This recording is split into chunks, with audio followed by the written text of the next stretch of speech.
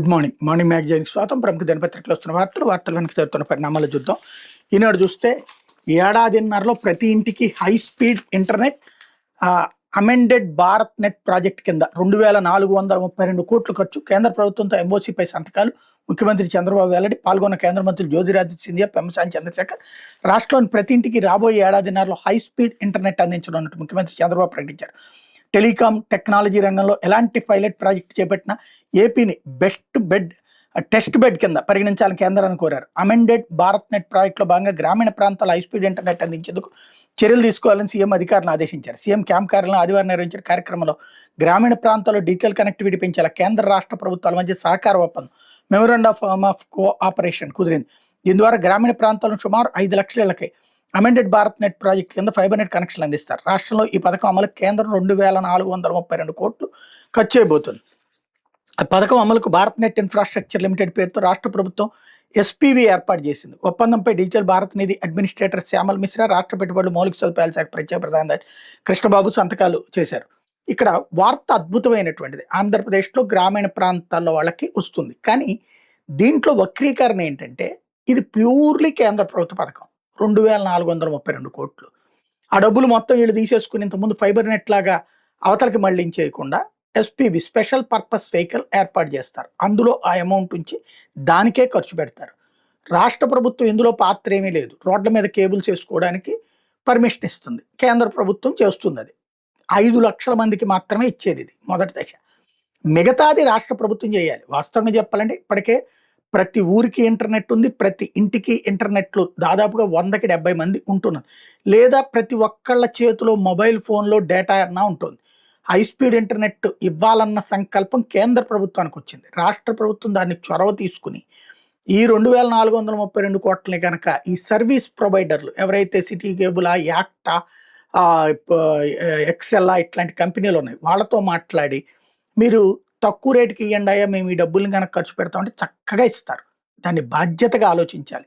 ఇది మోడీ ప్రభుత్వం రాష్ట్రానికి ఇచ్చిన గిఫ్ట్. కాకపోతే మన సహజ సిద్ధ వక్రీకరణగా దీన్ని తీసుకెళ్లి రాష్ట్రానికి ఆపాదించుకొచ్చేటటువంటి విధంగా వార్త రాసుకొస్తున్నారు. దేశీయంగా KC-390 విమానాల తయారీ ఆసియా దేశాలకు ఇక్కడి నుంచి ఎగుమతి చేస్తాం. ఎంబ్రాయర్ CEO ఫ్రాన్సిస్కో గోమెజ్. బ్రెజిల్ విమాన తయారీ సంస్థ ఎంబ్రాయర్ మన దేశంలో KC-390 మిలీనియం విమానాల తయారీకి సుముఖత చూపుతోంది. ఇందుకోసం ప్రధాన ఉత్పత్తి కేంద్రాన్ని భారత్లో నెలకొల్పేందుకు సిద్ధమని ఎంబ్రాయర్ CEO ఫ్రాన్సిస్కో గోమెజ్ ఆదివారం ఇక్కడ తెలిపారు. భారత్ నుంచి ఆసియా పసిఫిక్ దేశాలకు ఎగుమతి చేస్తామన్నారు. రవాణాకు ఉపయోగపడే ఈ రకం 80 విమానాలకు భారత వైమానిక దళం నుంచి ఆర్డర్ వస్తే ప్లాంట్ ఎక్కడే స్థాపిస్తామని PTI ఇంటర్వ్యూలో స్పష్టం చేశారన్నట్టు. నాకు తెలిసి ఇది దాదాపుగా 2 నెలల క్రితం నేను వీడియో ఫోకస్ చేశాను. ఇప్పుడు పత్రికల్లో కూడా హైలైట్ అయింది. మొత్తం మీద మనం ముందుగానే ఇన్ఫర్మేషన్ అయితే గ్యాదర్ చేస్తున్నాం. ఇప్పుడు ఇది ఒక మంచిది. భారతదేశానికి సంబంధించి విమానాలు ఇప్పటిదాకా మనం కొనుక్కుంటున్నాం. ఇప్పుడు తయారు చేసి మనం వాడుకోవడమే కాకుండా మనం అమ్మేటటువంటి స్టేజ్ ఇక్కడి నుంచి ఎక్స్పోర్ట్ అవుతుంటాయి. లేకపోతే మావోయిస్ట్ చీఫ్ దేవ్జీ లొంగుబాటు క్వశ్చన్ మార్క్. అదే వాటిలో అగ్రనేతలు మల్లారాజిరెడ్డి, నూనె నరసింహరెడ్డి 1-2 రోజులు అధికారికంగా ప్రకటించే అవకాశం. తెలంగాణ SIB చరిత్రలో ఇదో కీలక ఆపరేషన్. మావోయిస్ట్ పార్టీకి అతిపెద్ద శరాఘాతం.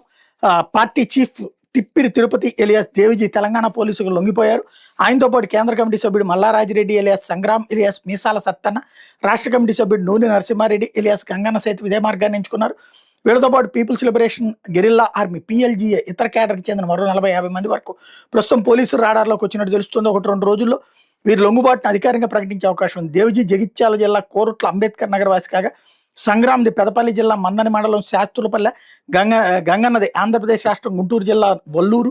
దేవ్జీ సంగ్రాములు వారం 10 రోజుల క్రితమే మధ్యవర్తుల ద్వారా తెలంగాణ నిఘా విభాగంతో సంప్రదింపులు జరిపినట్టు సమాచారం. ఇది చూడండి, ఈ ప్రతి వార్తని ఎలా వక్రీకరిస్తారు వీళ్ళు. మన వాళ్ళకి ఫేవర్గా ఎదుటి వాళ్ళకి తప్పుడుగా చిత్రీకరిస్తుంటారు. వీళ్ళు లొంగిపోయిన తెలంగాణ SIB చరిత్ర ఇది కీలక ఆపరేషన్. కీలక ఆపరేషన్ అంటే అరెస్ట్ చేసేది. లొంగుబాటు ఎందుకు జరుగుతోంది? బీజేపీ పాలిత రాష్ట్రాల్లో అయితే కనుక రూల్స్ పాటించబడుతున్నారు. మీ దగ్గర ఉన్న ఆయుధాలన్నీ తీసుకొచ్చి పెట్టాలా. అట్లాగే వాళ్ళకి వీళ్ళ నెత్తిన ఎంత అయితే పరిహారం ఇప్పటికే వీళ్ళ మీద రివార్డు ప్రకటించారో ఆ డబ్బుల్ని ముందు ఇచ్చేయట్లేదు. ముందు ఒక 50,000 1,00,000 చేతికి ఇచ్చి మీ జీవితం మీరు బతుకుతూ ఉండండి, తర్వాత మీ మీదన ఆ రివార్డు ఇస్తామని చెప్తున్నారు. బీజేపీ పాలిత రాష్ట్రాల్లో ఆ రిస్ట్రిక్షన్ ఉంది. అదే ఇప్పుడు రేవంత్ రెడ్డి ఏంటంటే నక్సల్స్తో సంబంధాలు బాగా మెయింటైన్ చేస్తున్నారు. అందుకని అక్కడ నక్సలైట్లతో పాజిటివే మొన్న పల్లె ప్రాంతాల్లో కాంగ్రెస్ అధికారంలోకి రావడానికి కారణం ఇది. ఇంతకుముందు ఛత్తీస్గఢ్లో కూడా నక్సల్స్ కాంగ్రెస్ని నమ్మారు. అందువల్లనే అప్పుడు ఛత్తీస్గఢ్లో కాంగ్రెస్ అధికారంలోకి వచ్చింది. మొన్న కూడా తెలంగాణలో రూరల్ ప్రాంతాల్లో కాంగ్రెస్ అధికారంలోకి రావడానికి కారణమైంది నక్సల్స్తో వీళ్ళకున్న పరిచయాలు, ఇంపాక్ట్. ఇప్పుడు అక్కడ నక్సల్స్కి ఎవరైతే లొంగిపోతారో వాళ్ళ పేరున్న రివార్డ్ అమౌంట్ ఇచ్చేస్తున్నారు ఇమ్మీడియట్గా. అలా లొంగిపోగానే అలా ఇచ్చేస్తున్నారు. ప్లస్ ఆయుధాలు 100 ఆయుధాలు వాళ్ళ దగ్గర ఉంటే ఒకటి తెచ్చిపెట్టినా పర్లేదు, అసలు ఏం లేకపోయినా పర్లేదు. 100 మంది దొరికితే 10 ఆయుధాలు తీసుకొచ్చినా సరే ఒప్పుకుంటున్నారు.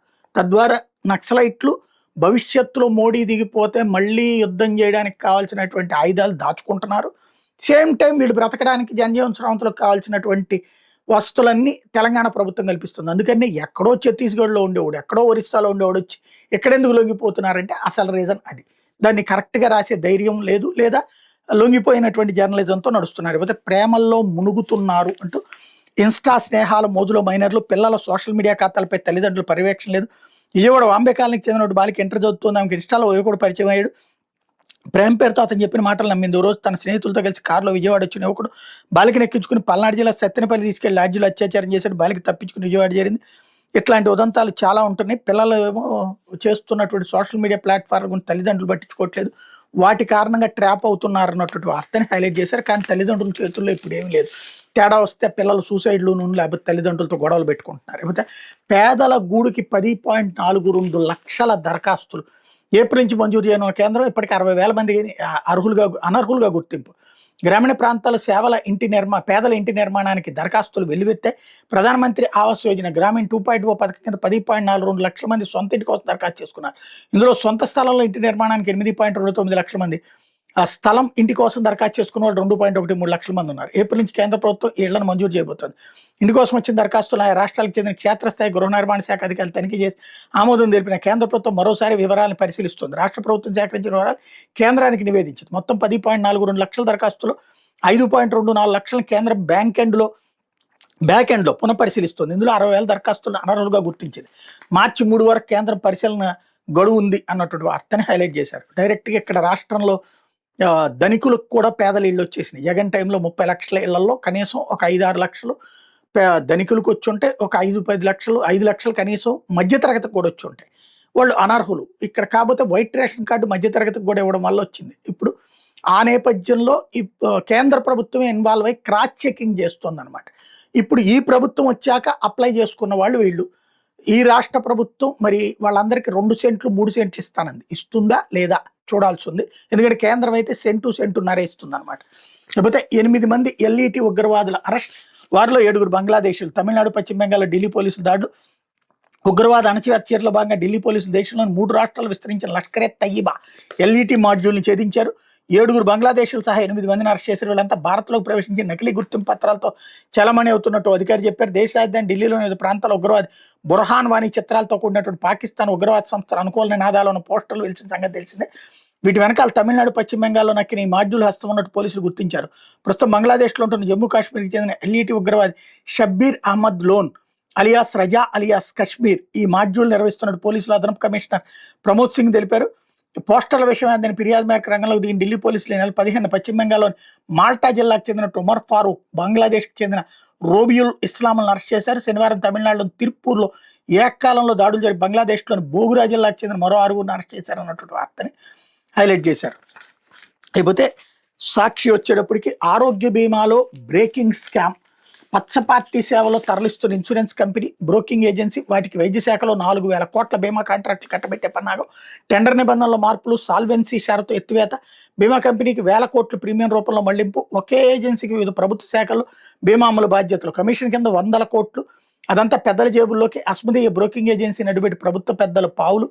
అక్రమార్జన ధ్యేయంగా వివిధ ప్రభుత్వ శాఖల ఆరోగ్య బీమా అమల్లో స్కామ్కి రంగం సిద్ధమైంది. ఇప్పటికే ఆరోగ్యశ్రీ పథకాన్ని నీరుగార్చిన ప్రభుత్వ పెద్దలు బీమా విధానం పేరిట ఇన్సూరెన్స్ కంపెనీలకు నిధులు మళ్లించి భారీ అవినీతికి తెరదీసినట్టు విమర్శలు వస్తున్నాయి. తాజాగా పచ్చ పార్టీ కార్యకర్తల బీమా సేవలో తరిస్తున్న కంపెనీకి వైద్య శాఖలో 4,000 కోట్ల విలువైన ఆరోగ్య బీమా కాంట్రాక్ట్ కట్టబెట్టనున్నట్టు తెలుస్తుంది అన్నటువంటి వార్తని హైలైట్ చేశారు. ఆరోగ్యశ్రీ పథకం అనేటటువంటిది నిజంగా చెప్పాలంటే ప్రజలకు ఒక అద్భుతమైనటువంటి వరం. ఇన్సూరెన్స్ కంపెనీలు మరి సక్రమంగా చేస్తాయా లేదైతే అర్థం కాంది. ఇంకోటి ఇంతకు ముందే చెప్పారు, ఇప్పుడు నెలకి 200 కోట్ల రూపాయలు 250 కోట్ల రూపాయలు ఖర్చు అవుతుంది ఆరోగ్యశ్రీకి. మ్యాక్సిమం అవసరమైతే 300 కోట్లు హాస్పిటల్ అందరికీ డబ్బులు ఇస్తే వాళ్ళు చక్కగా చేస్తున్నారు. ఇప్పుడు ఇన్సూరెన్స్ కంపెనీకి 4,000 తగలేసి దాంతో ఏం ఉపయోగం? ఈ ఇన్సూరెన్స్ కంపెనీలు వచ్చేటప్పటికి బిల్లులు కట్టించుకో బిల్లులు అంటాయి, రకరకాల ఇబ్బంది పెడతాయి. అక్కడ హాస్పిటళ్లలో డైరెక్ట్‌గా ఎళ్తే ఈజీగా అందుతున్న సేవల్ని మొత్తం చెడగొట్టుకుంటున్నారు. ఇది రాబోయేటటువంటి రోజుల్లో ప్రభుత్వానికి మంచిదో కాదో ఆలోచించుకోవాలి. లేకపోతే వీఎస్ఆర్ వెనక హెరిటేజ్ అంటూ టీడీపీ మౌనంతో అందరిలోనూ మరింతగా అనుమానం. అజిత్ పవార్ విమాన ప్రమాదంతో ప్రమాదంలో మృతి వెనక రోహిత్ పవార్ ఆరోపణలు. 35 కోట్ల విలువయ్యే విమానానికి 265 కోట్ల ఇన్సూరెన్స్ ఎందుకు చేశారు? విమానంలో టాయిలెట్ వెనక పెట్రోల్ క్యాన్లు ఎందుకు పెట్టారు? ట్యాంకులో సామర్థ్యానికి మించి ఎందుకు ఫ్యూయల్ నింపారు? ప్రమాదంలో బ్లాక్ బాక్స్ కాలిపోవడం ఏంటి? ఎంతవరకు నిజం? ఏ విచారణ జరగకముందే వీఎస్ఆర్కి టీడీపీకి చేసిన కేంద్ర మంత్రి క్లీన్ చిట్ ఎలా ఇచ్చారు? ఎందుకంటే వీఎస్ఆర్ వెంచర్స్ విమానాల కొనుగోలుకు నిధులు ఇచ్చింది హెరిటేజ్ ఫిన్లీజ్ కాబట్టి. హెరిటేజ్ ఫిన్లీజ్ అనేది సీఎం చంద్రబాబు కుటుంబ సంస్థ. వీఎస్ఆర్ ద్వారా దుబాయ్లో 650 కోట్లతో టీడీపీ కీలక నేత లెగసీ విమానం కొనుగోలు. ఇదే వీఎస్ఆర్ విమానాల్లో సీఎం చంద్రబాబు కుటుంబం చక్కర్లు. అందుకే కేంద్ర మంత్రి రామ్మోహన్ దర్యాప్తు సాగనివ్వడం లేదని రోహిత్ వ్యాఖ్యల్లో నిజం ఉండటం వల్లే టీడీపీ హెరిటేజ్ నోరు విప్పడం లేదంటున్న విశ్లేషకులు అంటూ.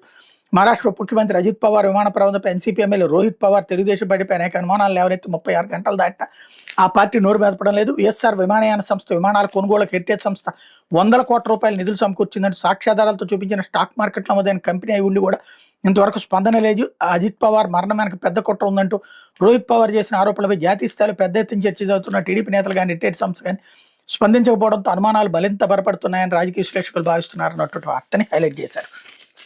లేకపోతే భారతీయ సీఏలు గ్లోబల్ లీడర్లు అంటూ విద్యార్థులపై ఒత్తిడి తగ్గించేందుకు సీఏ సిలబస్లో మార్పులు, సీఏ వృత్తిలోకి వచ్చేలా గ్రామీణ విద్యార్థులకు ప్రోత్సాహం. సాక్షితో ఐసీఎఫ్ఏ జాతీయ అధ్యక్షుడు ప్రసన్న కుమార్ స్టేట్మెంట్ ఇక్కడ హైలైట్ చేశారు. అయితే భారత్ ఫ్రాన్స్ నౌకాదళ అధికారులు భేటీ. ఫ్రాన్స్ నేవీ చీఫ్ అడ్మిరల్ ఒజోర్తో ENC chief vice admiral Balla చర్చలు. వియత్నాం తైమూర్ నేవీ చీఫ్స్తోనూ భేటీ. భారత్ ఫ్రాన్స్ దేశాల మధ్య రక్షణ బంధం మరింత బలోపేతం చేసేందుకు తూర్పు నౌకాదళపై vice admiral Sanjay Balla, France navy chief admiral Nicolas Vaujour ఆదివారం సమావేశమయ్యారు. విశాఖపట్నం వేదికగా జరుగుతున్న ఇంటర్నేషనల్ ఫ్లీట్ రివ్యూ 2026 మిలాన్ 2026లో పాల్గొనేందుకు ఫ్రాన్స్ నౌకాదళ నగరానికి వచ్చింది అన్నటువంటి వార్తని హైలైట్ చేశారు. విశాఖపట్నానికి వచ్చింది. లేకపోతే ఆంధ్రజ్యోతి ప్రతి ఇంటికి హై స్పీడ్ నెట్ ఇక్కడ కూడా హైలైట్ చేశారు. మరోవైపు అన్నిట్లో ఆయనే అంటూ కీలక కేసుల రిపోర్టులో అజయ్ కల్లాం రెడ్డి ప్రస్తావన. ఢిల్లీ ఏపీ భవన్లో స్పెషల్ లైజనింగ్ అధికారిగా చిన్నప్పన పోస్టింగ్ నాడు సిఫారసు లేఖ జారీ. తిరుమల కల్తీ నెయ్యి కేసులో నిందితుడు అప్పన్న. బెవరేజెస్ కార్పొరేషన్ ఎండీగా వాసుదేవరెడ్డి. సత్యప్రసాద్లకు పోస్టింగులకు లేఖలు. 3500 కోట్ల లెక్కర్ స్కామ్లో A2 A3లు వాళ్లే. నాటి ముఖ్యమంత్రి జగన్ ప్రిన్సిపల్ అడ్వైజర్ హోదాలో అజయ్ కల్లాం సిఫారసు లేఖలు. అజయ్ కల్లాం రెడ్డి రిటైర్డ్ ఐఏఎస్ అధికారి. నాటి వైసీపీ ప్రభుత్వం ముఖ్యమంత్రి వైఎస్ జగన్కి నమ్మిన బంటూ ఆయన ప్రిన్సిపల్ అడ్వైజర్గా పనిచేశారు. ఇప్పుడు ఎక్కడ విన్నా ఆయన పేరే. ఏ కేసు గురించి ఉన్నా అందులో ఆయనే ప్రస్తావనే. ఏ రిమాండ్ రిపోర్ట్ చూసినా ప్రత్యక్షంగా పరోక్షంగా ఆయన నామస్మరణ, ఆయన లేఖలు సిఫారసులు కలకలమే. 2019-24 నాటి ముఖ్యమంత్రి మనోభీష్టాలకు అద్దం పడుతుంది అన్నటువంటి వార్తని హైలైట్ చేశారు. తిరుమలలో అత్యాధునిక ఫుడ్ ల్యాబ్. నెయ్యి కల్తీకి చెక్ పెట్టేలా ప్రభుత్వ నిర్ణయం. 25 కోట్ల FSSAI నిధులతో ఏర్పాటు. మార్చి నుంచి ల్యాబ్ సేవలు అందుబాటులోకి. ఫ్రాన్స్ నుంచి ఈటంగ్ ఈనోస్ మిషన్లు. 200 రకాల అవశేషాలను గుర్తించే సామర్థ్యం. గత వైసీపీ ప్రభుత్వంలో తిరుమల శ్రీ వెంకటేశ్వర స్వామి లడ్డూ ప్రసాదం తయారీకి వాడిన నెయ్యిలో కల్తీ జరిగిన వ్యవహారం తీవ్ర విమర్శల కారణమైంది. ఈ నేపథ్యంలో కల్తీకి అడ్డుకట్ట వేసే రాష్ట్ర ప్రభుత్వం కీలక నిర్ణయం తీసుకుంది అన్నటువంటి వార్తని హైలైట్ చేశారు. అయితే అసెంబ్లీలో కల్తీ నెయ్యిపై చర్చ. గత ప్రభుత్వ పాపాలను ప్రజలకు వివరించే యోచనలో సర్కార్ ప్రజల దృష్టి మరల్చేందుకు మండలంలో వైసీపీలు వాటికి చెక్ కట్టేలా కల్తీ నెయ్యిపై చర్చకి నిర్ణయం. ఎంత నీచ జర్నలిజం అనేది ఇంతకు మించి ఉండదు. అసెంబ్లీలో వైసీపీ వాళ్ళు రారు కాబట్టి అక్కడ చర్చిస్తారు. వైసీపీ వాళ్ళు మండల్లో ఓపెన్గా చర్చకి రండి అయ్యా అంటే చర్చించరు. అది నీతి, ఇది బూతు. వీళ్ళు మరి బూతు పత్రిక లేకపోతే నీచ పత్రిక, నీచాతి నీచ పత్రిక అనడానికి ఎంతకంటే సాక్ష్యం ఏదన్నా ఉంటుందా? లేకపోతే దేవుజీ లొంగుబాటు అంటూ మావోయిస్ట్ అగ్రనేతలతో పాటు రాజిరెడ్డి సహా 25 మంది కూడా తెలంగాణ పోలీసులు లొంగిపోయారు. ఛత్తీస్గఢ్ డిప్యూటీ సీఎం వెల్లడి. నేడు రేపు తెలంగాణ పోలీసుల ప్రకటన. సీఎం రేవంత్ సమక్షంలో లొంగుబాటు చూపే అవకాశం అన్నటువంటి వార్తని హైలైట్ చేశారంటే ఛత్తీస్గఢ్ నుంచి జాగ్రత్తగా ఇటు తీసుకొస్తున్నారు. ఛత్తీస్గఢ్ ఉన్నోళ్ళు ఛత్తీస్గఢ్లో లొంగిపోకుండా ఇక్కడికి వస్తున్నారంటేనే సీన్ అర్థం చేసుకుని దీని వెనకాల ఏం జరుగుతుందని. లేకపోతే వాణిజ్య ఒప్పంద చర్చలు వాయిదా. ట్రంప్ సుంకాల్లో మార్పుల నేపథ్యంలోనే పరిణామాలను సమీక్షించిన అనంతరం అమెరికా భారత్ ఉన్నతాధికారులు భేటీ. ఈ 15% సుంకాలకు చట్టబద్ధత ఎక్కడ? ట్రంప్ సుంకాలకు వ్యతిరేకంగా వాదించిన లాయర్ నీల్ కత్యాల మండిపాటు. భారత్ అమెరికా మధ్యంతర వాణిజ్య ఒప్పందానికి సంబంధించిన చర్చలు వాయిదా పడ్డాయి. ఇటీవల ఒప్పందానికి సంబంధించిన ఫ్రేమ్వర్క్పై ఇరు దేశాలు సంయుక్త ప్రకటన విడుదల చేసిన విషయం తెలిసిందే.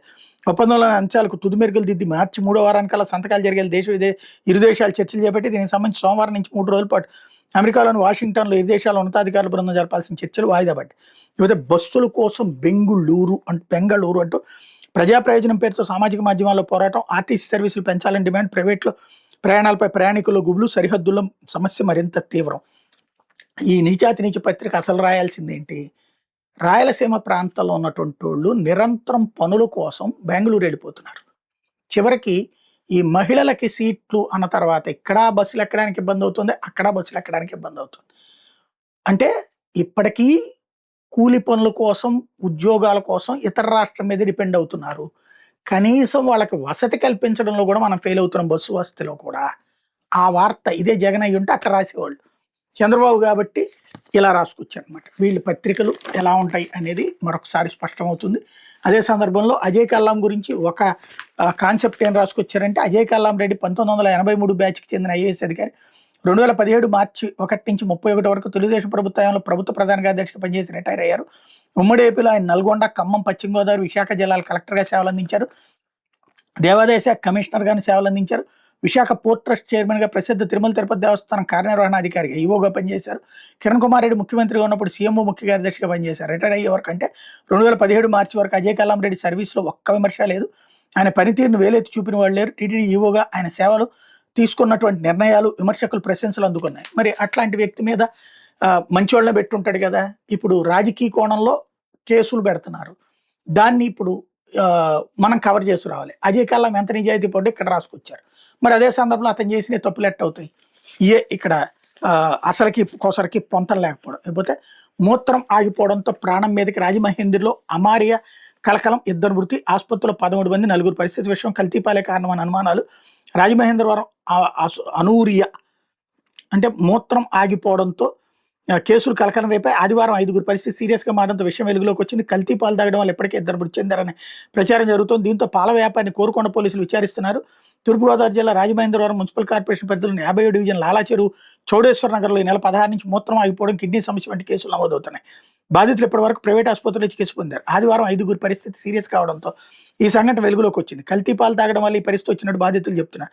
4 రోజుల కింద కనక మహాలక్ష్మి 85 ఏళ్లు మృతి చెందిన, అది నమోదు కాలేదు. ఆదివారం తాడి కృష్ణవేణి 65 ఏళ్లు కాకినాడ జీజీహెచ్‌లో చికిత్స పొందుతూ మృతి చెందింది. రాజమహేంద్రవరంలోని ప్రైవేట్ ఆసుపత్రిలో 6 ఐసీయూలో ఉండగా 4 పరిస్థితి సీరియస్‌గా ఉన్నట్టు అధికారులు చెప్తున్నారు. ఆసుపత్రిలో 13 మంది చికిత్స పొందుతున్నారు. ఈ సంఘటనపై కలెక్టర్ కీర్తి చేకూరి జిల్లా యంత్రాంగాన్ని అప్రమత్తం చేశారు. ఏఎంహెచ్ఓ వెంకటేశ్వర ఆధ్వర్యంలో ప్రత్యేక టీంలు ఏర్పాటు చేసి చౌడేశ్వర నగర్ ప్రాంతంలో సర్వే చేశారు. కోరుకొండ మండలం నరసాపురానికి చెందిన గణేష్ అనే పాల వ్యాపారి చాలా కాలంగా వీళ్ళందరికీ పాలు అమ్ముతున్నాడు. ఈ నెల 16 విక్రయించిన పాలు చేదుగా ఉంటాం, ఆ పాలు తీసుకున్న వాళ్ళకి అస్వస్థతగా ఉండడంతో వాళ్ళు పోలీసులు ఫిర్యాదు చేశారు. దీంతో గణేష్ను కోరుకొండ పోలీసులు అదుపులో తీసుకుని విచారిస్తున్నారు. పలువురు రైతులను పోలీస్ స్టేషన్కి పిలిచారు. ఫుడ్ సేఫ్టీ అధికారులు పాల నమూనాలను పరీక్షల కోసం ల్యాబ్కు పంపుతున్నట్టు చెప్పారు. మున్సిపాలిటీ అధికారులు మంచినీటి పరీక్షలు నిర్వహించారు. కానీ పాలలో కూడా యూరియా, ఇతర పిండి పదార్థాలు కలుపుతున్నారని ప్రచారం ఛానల్గా ఉంది. ఫుడ్ సేఫ్టీ అధికారులు పట్టించుకున్న దాఖలాలు లేవు. ఈ నెల 16 అమ్మిన పాలు ఇవాళ ఉండవు. ఇప్పుడున్న పాలను చెక్ చేస్తే ఏమి, లేకపోతే ఏముండదు. అసలు ఏంటనేది తేలాల్సిన అవసరం ఉంది. ఇప్పుడు రచయిత బొగ్గుల శ్రీనివాస్‌ది హత్యే. ఆర్థిక లావాదేవీల నేపథ్యంలో స్నేహితుడే బలి తీసుకున్నాడు. 5 లక్షలు సుపారీ ఇచ్చా. యూట్యూబర్ మృతి కేసులో వీడిన మిస్టరీ.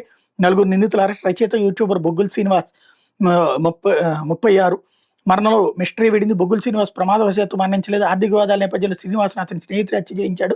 భద్రాద్రి కొత్తగూడెం జిల్లా అశ్వారావుపేటకు చెందిన ఓ ముఠ 5 లక్షలు తీసుకుని శ్రీనివాసుని కత్తులతో పొడిచి రాళ్లతో కొట్టి చంపేసింది. ఇందుకు సంబంధించిన 4 అరెస్ట్ చేసిన పోలీసులు కేసుకు సంబంధించినటువంటి వివరాలను ఆదివారం వెల్లడించారు. అతను ఫ్రెండ్‌తో లావాదేవీలు నడుపుకున్నాడు. జీఎస్టీ ఎగవేసేటటువంటి సందర్భంలో 90 లక్షల రూపాయల లాభం వస్తే ఇద్దరు సగం పంచుకోవాలి. తనకు 15 లక్షలు ఇచ్చాడు ఆ ఫ్రెండ్. ఆ మిగతా 30 లక్షలు ఇవ్వాలంటే ఇవ్వకపోగా ఇతనికి శ్రీనివాస్‌కి సంబంధించిన జీఎస్టీ అకౌంట్‌ని బ్లాక్ చేశారు. ప్లస్ ₹1 కోటి పెనాల్టీ వేశారు. ఈ నేపథ్యంలో అవన్నీ క్లియర్ చేయాలని అడిగినందుకు అతన్ని చంపించేశాడు అన్నటువంటి విషయం తాజాగా తేలింది.